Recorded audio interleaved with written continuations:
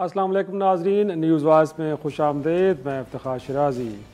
ناظرین، گزشتہ ایک برس سے پاکستان کا جو سیاسی ماحول ہے وہ ہیجانی کیفیت کا تو شکار ہے ہی، لیکن 9 مئی کے واقعے کے بعد صورتحال نے ایک ایسا رخ اختیار کیا جو پاکستان میں شاید اس سے پہلے ہمیں دیکھنے کو نہیں ملا، کہ جس میں ملک کی دفاعی تنصیبات کو نشانہ بنایا گیا، اور یہ بھی الزام کسی اور پہ نہیں بلکہ اس ملک کی ایک معروف جماعت پہ، گویا کہ تحریک انصاف پہ، کہ ان لوگوں نے ایسا کیا ہے۔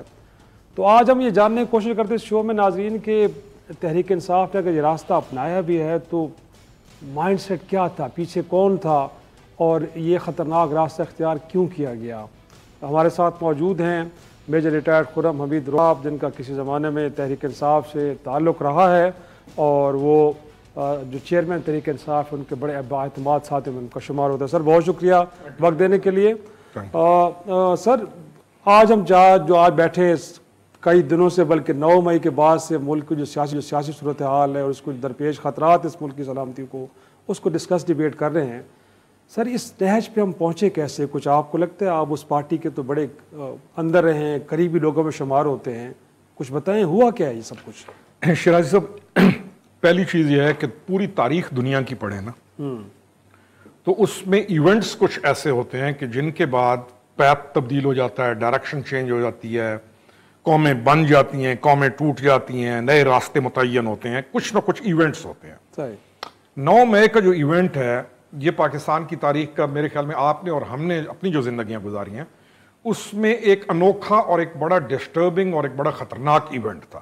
9 مئی کا جو دن ہے وہ عام دن نہیں ہے، کیونکہ ہم عادی ہیں تو ہم کئی دفعہ چیزوں کو عام سمجھنے لگ جاتے ہیں۔ خاص اور عام کا فرق ہمیں ابھی تک ہمارے ایز اے قوم سمجھ نہیں آیا۔ یہ بڑا ہی خطرناک دن تھا۔ اب 9 مئی کا جو دن ہے، کیا یہ آل آف اے سڈن ہوا؟ Not at all. پھر تاریخ پڑھیں، اس طرح کی ایونٹس کے پیچھے پوری ایک ہسٹری ہوتی ہے۔ ان ایونٹس کو ڈیزائن کیا جاتا ہے، ان ایونٹس کے لیے کام کیا جاتا ہے، اور وہ کسی نہ کسی سٹیج کے اوپر آ کے وہ ایکسپلوڈ کرتے ہیں۔ میں اگر اپنی ذات کے بارے میں کہوں تو میں تو شاید ان بندوں میں سے ہوں جس نے سب سے پہلے فلیگ ریز کر دیا تھا جب یہ وزیر آباد والا واقعہ ہوا، بلکہ اس سے پہلے ہم نے فلیگ ریز کیا کہ جس ڈائریکشن میں اب پاکستان تحریک انصاف، جو ایک پروگریسو پولیٹیکل پارٹی ہونی چاہیے تھی، اس نے جو نیا شیپ یا ایک نیا راستہ ایڈاپٹ کیا ہے، یہ ایک ڈیزاسٹر کی طرف جا رہا ہے۔ اور آپ ایک سٹیج پہ پہنچ جائیں گے پہلے یا بعد میں جس میں آپ اس قوم کے بچوں کو اور اس قوم کے لوگوں کو آپ اپنے ملک کے ساتھ لڑا دیں گے، اور اس کا نتیجہ بہت بھیانک ہوگا۔ Point number 1۔ پوائنٹ نمبر 2 کہ یہ کر کون رہا ہے؟ یہ بڑا اہم سوال ہے جی۔ اب سب سے جو اہم چیز ہے یہ کس کی خواہش ہے؟ شرائع صاحب، دنیا میں ہمارا جو تشخص جو ہے، ہماری حیثیت یا ہمارا تشخص صرف ایک ملک کو برداشت نہیں، باقی ملکوں کو ہم برداشت نہیں۔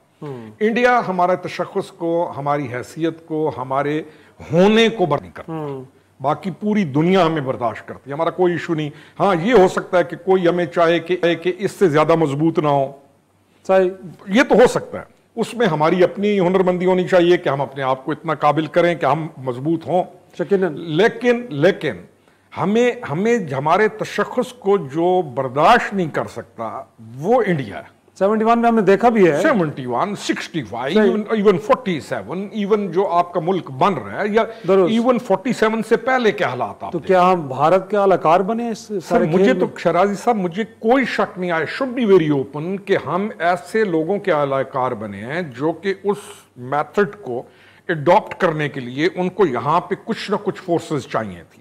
اب وہ کتنے بندے تھے، کتنے لوگ تھے، کیا انہوں نے تھاٹ پروسیس کو کیسے اغوا کیا، میسز کو چھوڑ دیں، لیکن ان تمام میسز کو اس طرف لے کے آنے والا، اس کوریڈور میں ڈالنے والے کتنے لوگ ہوں گے؟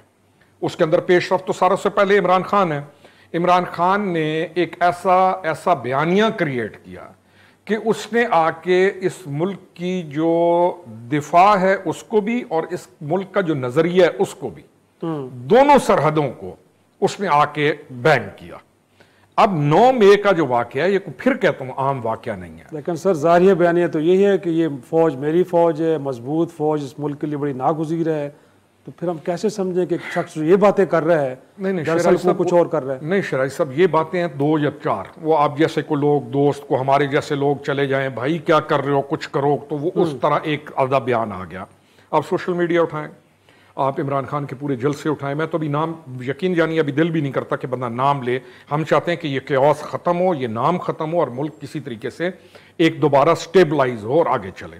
آپ جلسے اٹھا کے دیکھ لیں, آپ پوری موومنٹ دیکھ لیں, ایک باقاعدہ ڈیزائن کے ساتھ نفرت کی موومنٹ کو کھڑا کیا گیا, اور ان تمام کمزوریوں کو جن کو اس نے اپنے دور اقتدار میں رہ کے نہ صرف چیلنج کرنا تھا بلکہ ختم کرنا تھا, ان تمام کمزوریوں کو یو ول سی ہم آلویز کہ وہ لیبل کرے گا. ٹھک 1 لیبل 1, الزام نمبر 2, الزام نمبر 3. الزامات لگانے کے لیے تو ہمارے ملک میں ہم تھرڈ ورلڈ کنٹری ہیں, ہمارے ملک میں الزام دینا کون سا ایشو ہے, اور ہم ویسے بھی ماسٹر ہیں الزام دینے کے, خود ہم نے کچھ نہیں کرنا لیکن الزام ہم نے ہر چیز پہ پھینکنا ہے. اس کی پوری موومنٹ آپ دیکھ لیں, جس دن سے یہ اسمبلی سے آؤٹ ہوا ہے اس کے بعد کچھ دنوں کے بعد جو موومنٹ سٹارٹ ہوتی ہے, القاب دیکھ لیں, نفرت کے الفاظ دیکھ لیں, اور پوری قوم کو ایک اس نے اپنے جو لوگ تھے ان کو ایک پولیٹیکل پارٹی سے ہٹا کر ایک کلٹ کی صورت نئی دی. الفاظ پہ غور کریں, مرشد, دربار عالیہ, یعنی آپ ایک پروگریسو پارٹی تھے. ہمارا کیا, ہم نے اس وقت بھی کہا تھا بھائی آپ ایک پروگریسو پارٹی ہو, آپ اپنے الیکشن کی طرف آؤ, اپنی پارٹی کو مضبوط کرو, بیسٹ آف دا بیسٹ کو آگے لے کے آؤ, آپ تھیوکریسی کی طرف کیوں جا رہے ہیں؟ تو ہی از دا مین ریسپانسبل فار ہم. لیکن میں اپنی بات کو آرگومنٹ یا بات کو ختم بھی کروں گا کہ ہم نے یہ بھی دیکھنا ہے کہ اس کو اس بیانیے میں کور ہارڈ سپورٹ کون کر رہا تھا.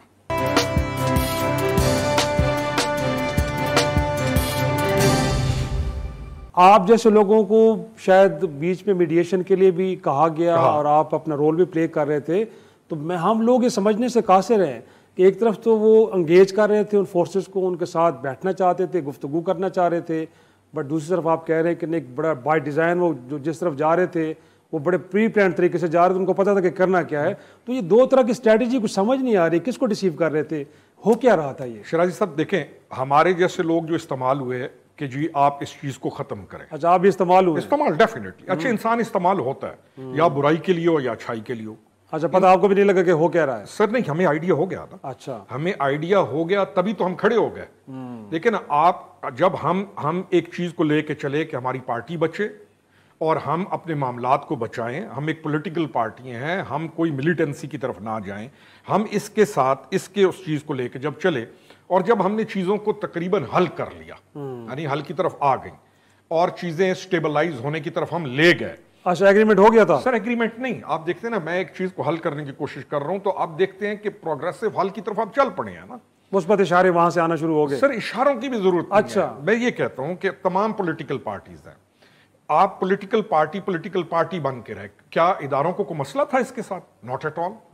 وہ بھی یہی چاہتے تھے کہ ایک پروگریس سے پولیٹیکل پارٹی بن کے رہیں, آپ ایک پولیٹیکل پارٹی اپنا رول پلے کریں, لیکن یہ نہیں ہے کہ آپ ہی صرف ایک پولیٹیکل پارٹی ہیں اور آپ کے علاوہ باقی تمام کو سرقلم کر دیا جائے اور صرف آپ کو سپیس دی جائے اور آپ کے علاوہ ہر بندے کو نگیٹ کر دیا جائے.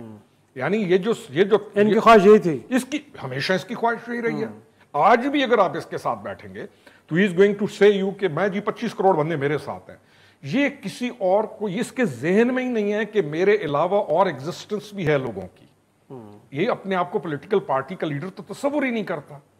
یا یہ آپ آج بھی دیکھ لیں, آپ اس کا ٹی وی شوز دیکھ لیں, آپ اس کا پورا تھاٹ پروسیس دیکھ لیں, تو چیزوں کو ہم نارملائز کرنے میں کامیاب ہو گئے تھے اور ہمیں سمجھ آ گئی تھی کہ ہم نارملائز کر سکتے ہیں.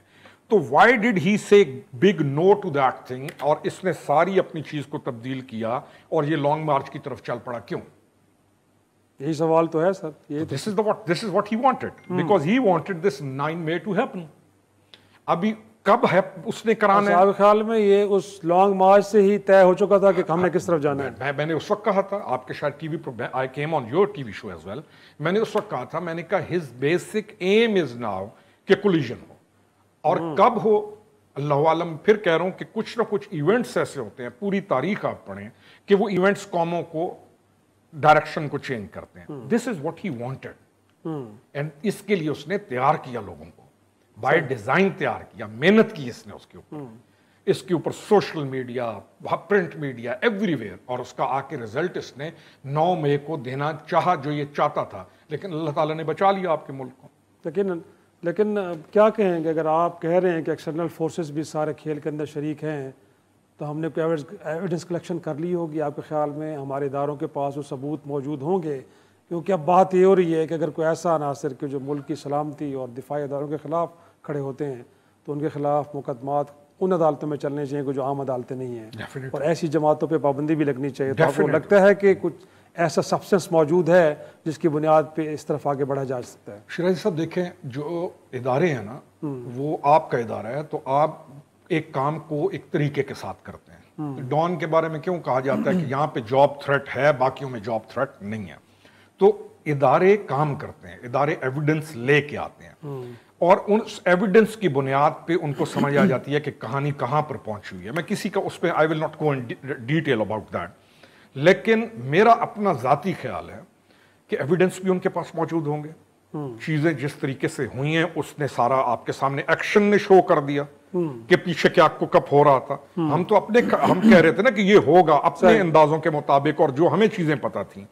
اب چیز یہ ہے کہ آپ کا جو کوشچن ہے کہ آگے کیا ہونا چاہیے، یقیناً یہی ہے، دیٹس دا پوائنٹ سر۔ بالکل جانی چاہیے، ملٹری کورٹس بھی بننا چاہیے، اور جو نیکسس تھا، یعنی جو نیکسس یہ سارا پلان کر رہا تھا، اس نیکسس کو بالکل بہت اسٹرکٹ طریقے کے ساتھ ایک دفعہ کٹ ڈاؤن کر کے اس کو اپنے مقام تک پہنچانا چاہیے۔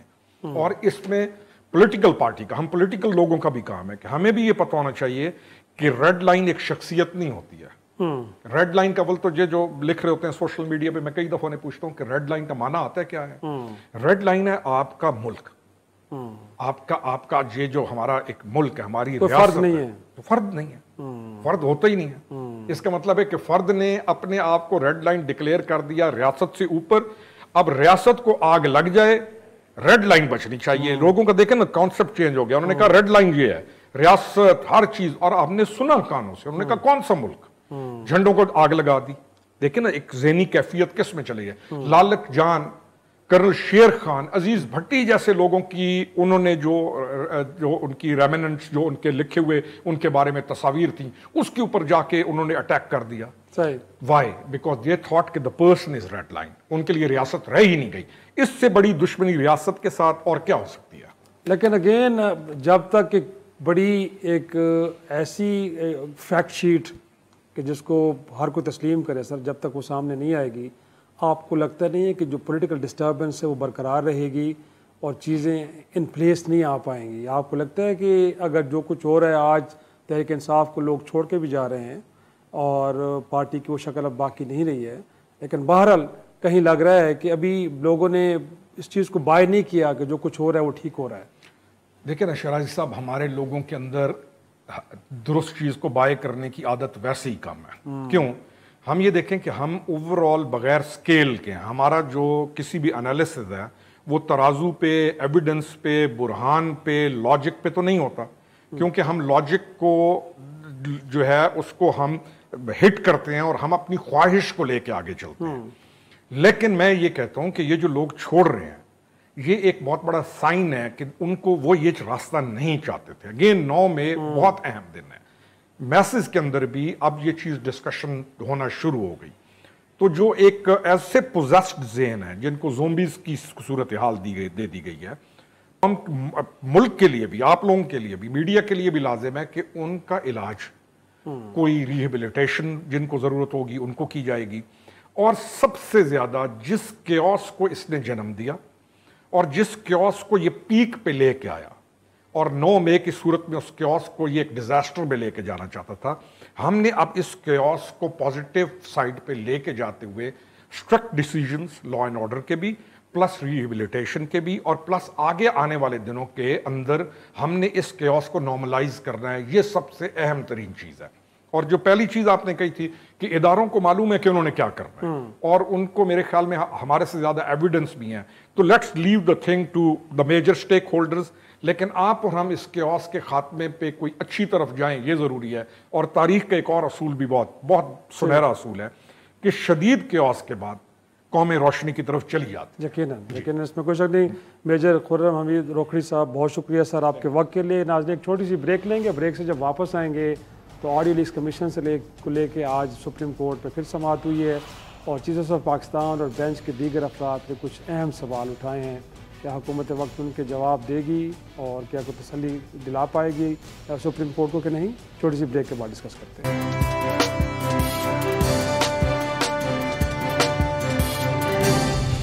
ایک بار پھر خوش آمدید ناظرین۔ آج آڈیو لیگ کمیشن سے متعلق کیس کی دوبارہ سماعت ہوئی، اگر سپریم کورٹ کے لارجسٹ بینچ نے اس کے خلاف جو حکم امتناع ہے اس میں توسیع کر دی ہے، لیکن آج بڑے اہم سوالات اٹھائے ہیں اور اس وقت ہمارے ساتھ موجود ہے حسیب بھٹی جو سپریم کورٹ کے جو جہاں کیسز ہوتے ہیں ان کو ڈاؤن نیوز کے لیے کور کرتے ہیں۔ بہت شکریہ حسیب آپ کا۔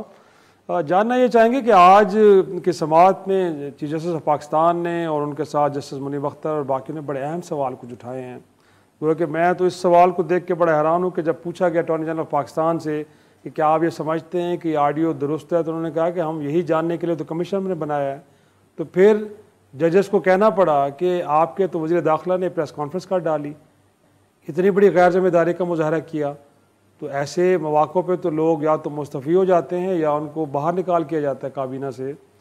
تو یہ اٹارنی جنرل صاحب کو مطمئن کر پائیں عدالت کو، یا جو سوالات ہیں بڑے یہ تو لگتے بڑے اہم نوعیت کے ہیں اور حکومت شاید پوری تیاری کے ساتھ نہیں گئی آج عدالت میں؟ دیکھیں سر، تیاری کی جہاں تک بات کی جائے تو تیاری تو حکومت کی بڑی ہوتی ہے اور بڑے طریقے سے وہ ٹیکل کرتے ہیں، لیکن آج ججز کا جو موڈ تھا، جو ان کی باڈی لینگویج تھی، اس سے ایسے لگتا تھا کہ آج کافی ایگریسو کوشچن تھے ان کے اور جواب بھی تھے۔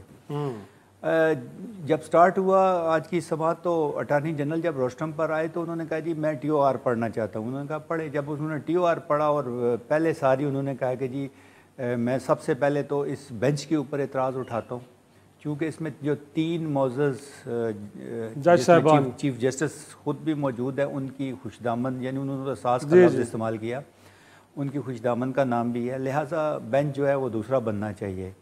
تو اس پر ان سے سوال ہوا کہ کیا آپ یہ سمجھتے ہیں کہ یہ جو آڈیوز آئی ہیں یہ ساری درست ہیں، ان کی کوئی فورینزک کروائی گئی ہے؟ تو اس پر انہوں نے کہا جی اسی لیے تو کمیشن ہم نے بنایا ہے۔ انہوں نے اس پر چیف جسٹس نے کہا واہ واہ واہ، کیا خوب ہماری عزت افزائی کی ہے آپ نے، کہ ابھی الزام ثابت نہیں ہوا تو اس سے پہلے پریس کانفرنسیں ہو رہی ہیں، اس سے پہلے الزام تراشیاں ہو رہی ہیں، اور اس سے پہلے آپ ہمیں کہہ رہے ہیں کہ جی بینچ بنائیں۔ اس طرح تو کوئی بھی ہیکر جو ہے، پہلے تو آپ کو یہ چیک کرنا چاہیے کہ یہ کون کر رہا ہے، آڈیو ٹیپ کون کر رہا ہے، ٹیپ کون کر رہا ہے، یہ آڈیوز کا مقصد کیا ہے ان کو پھیلانے کا، یہ پلاٹ کون کر رہا ہے، کون پلاٹ کر رہا ہے، اور یہ کیوں کی جا رہی ہیں۔ پہلے تو یہ چیزیں دیکھیں، کیا یہ پاکستان سے ہو رہی ہیں یا باہر سے کسی ہڈل سے ہو رہی ہیں۔ صحیح۔ نمبر 2، انہوں نے یہ کہا کہ آڈیو، اس طرح کی آڈیوز جو ہیں وہ ہیکر کوئی بھی کر لے اور وہ حکومت ٹیپل کر لے، اور یہاں پہ کوئی کیس چل رہا ہو تو وہ آگے ججوں کے اوپر الزام لگائے اور کہے کہ جی میرے اپنی مرضی کا بینچ بنائیں۔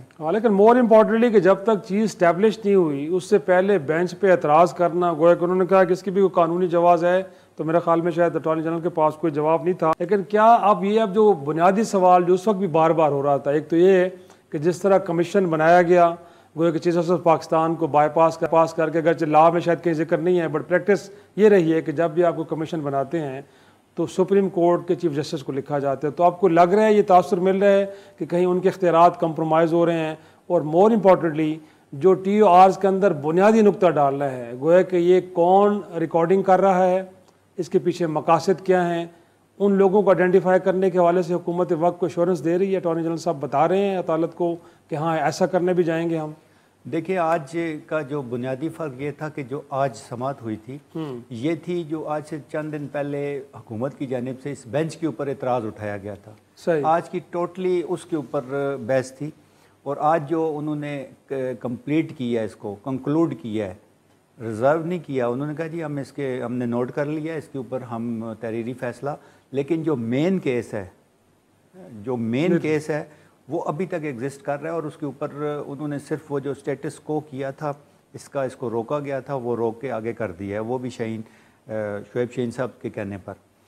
جہاں تک آپ کی بات ہے کہ جی حکومت نے شیورٹی یا انشورنس، حکومت کی جانب سے اٹارنی جنرل نے یہی بات کہی ہے کہ ہم نے، جب چیف جسٹس نے آج یہ کہا کہ جی آپ کو پتہ ہے کہ چیف جسٹس آفس کے اپنے اختیارات ہیں، اور حکومت کس طرح اس کے اندر مداخلت کر سکتی ہے۔ آئینی ادارہ ہے، بہرحال آئینی ادارہ ہے، ہر آئینی ادارے کی ایگزیکٹو کا اپنی پاورز ہیں، جوڈیشری کی اپنی پاورز ہیں، اپنی ڈومین ہے، اور جو آئین کے اندر تحریر ہے ڈیفائن کر دی گئی ہیں.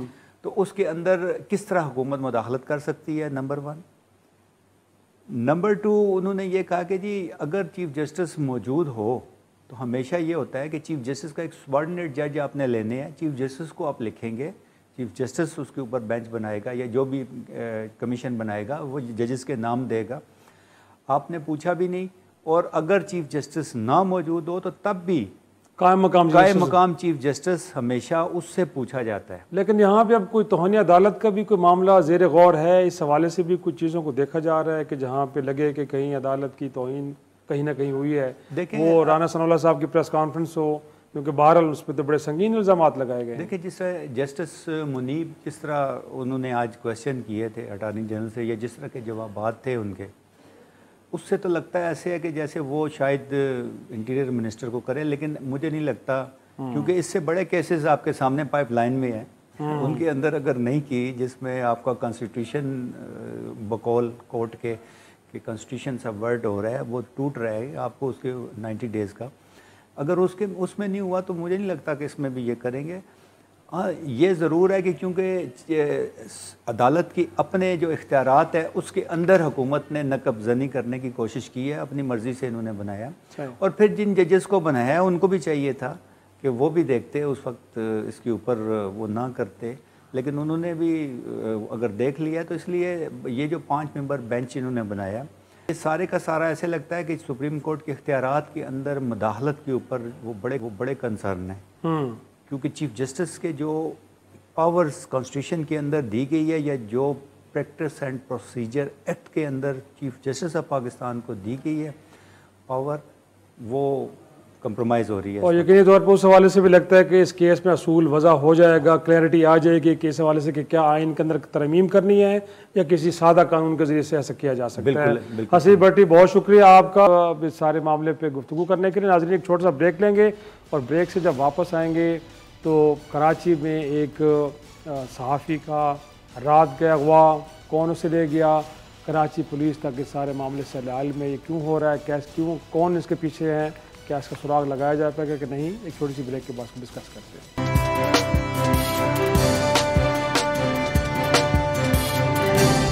ایک بار پھر خوش آمدید.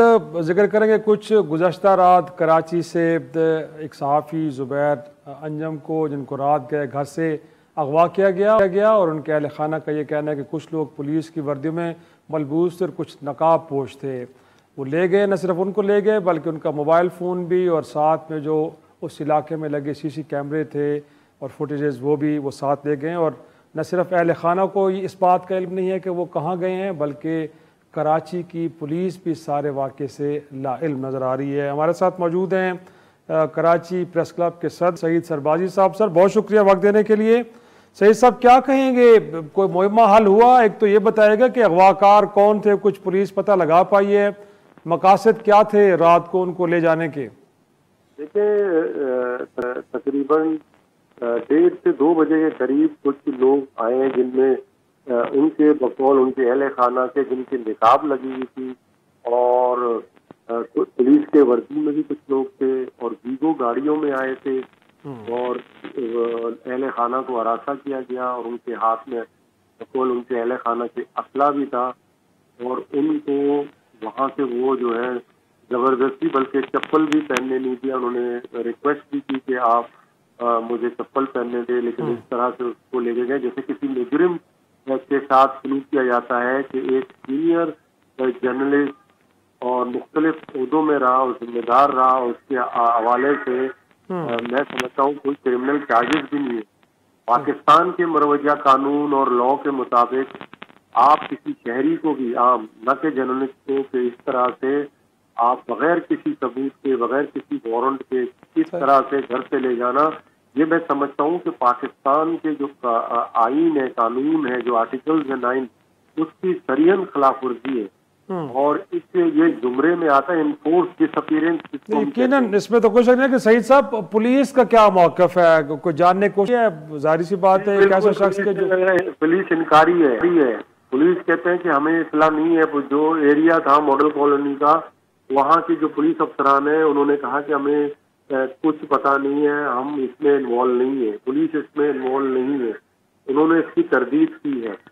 تو آپ سمجھ سکتے ہیں کہ یہ جو اس طرح کے جو حالات ایک جمہوری حکومت کے اندر میں سمجھتا ہوں کہ وہ یاد دلاتی ہے ایک آمرانہ دور ہم نے گزارا پاکستان کے اندر، جب ڈکٹیٹروں کی حکومت ہوتی تھی اور مارشل لاء ہوتی تھی۔ اس طرح سے کسی بھی ایک نیشنل میں سمجھتا ہوں مین اسٹریم میڈیا کے اس بدے کو جس طرح سے دیدہ دلیری کے ساتھ اٹھایا گیا، تو آپ اس سے توقع کیا کر سکتے ہیں کہ عام شہری کے ساتھ کس طرح کا سلوک ہوتا ہوگا؟ یقیناً، لیکن آپ کی ان کے اہل خانہ سے کوئی بات ہوئی، کوئی ان کو تھریٹس تھے، کوئی دھمکیاں مل رہی ہوں، کچھ لوگ ان کو چیز کر رہے ہوں، کس طرح کی کوئی موومنٹ دیکھی انہوں نے، اس حوالے سے کوئی بات ہوئی ہے آپ کی ان کے اہل خانہ سے؟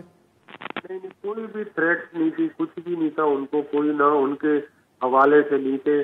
اگر ان کے خلاف کوئی اگر چیزیں ہیں، ابھی سب سے شک اور شکوک اس پہ جاتے ہیں کہ سوشل میڈیا میں ہو سکتا ہے کہ کوئی بات، لیکن یہ بھی اس طرح کا کوئی قانون موجود نہیں ہے کہ آپ کسی کو دیکھیں۔ ہمارے جرنلسٹ ہمارے کراچی پریس کلب کا ممبر بھی ہیں وہ، اور ایک نیشنل میڈیا جو ہے اس وقت ٹاپ آف دا پاکستان کا سب سے بڑا میڈیا ہے۔ اگر آپ کو کوئی شکایت اس بندے سے تھی تو یہ پراپر فورم تھا، کراچی پریس کلب کا ایک لائزن کمیٹی ہم نے بنائی دی ہے، اور جیو کے اندر بھی ریسپانسبل سینئر عہدوں پہ بڑے لوگ کام کر رہے ہیں۔